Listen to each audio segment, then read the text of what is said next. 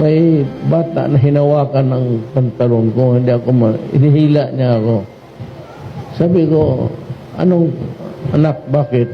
Sabi siya, umiiyak siya, sabi niya, Mayor, putuli naman itong paa ko bukas, pero pag nabuhay ako, bigyan mo ako ng paa. Alam mo, dumiretso ako doon sa washroom, beta. Umiyak talaga ako, pero hindi ko pinahalata. Ano ka lang kapula ang mata ko.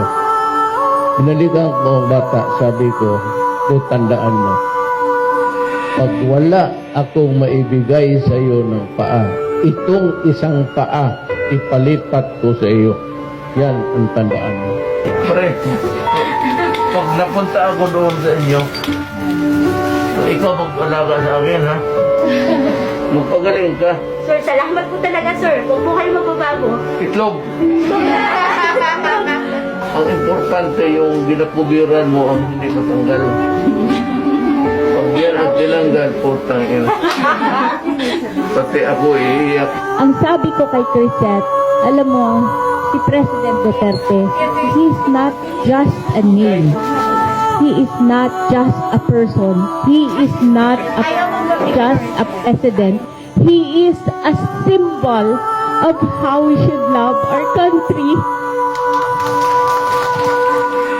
Ako kasi empleyado lang ng gobyerno, national government.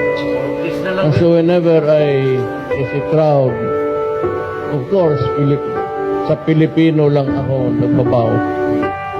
O respeto, as a trabahante, nagbabaw ako.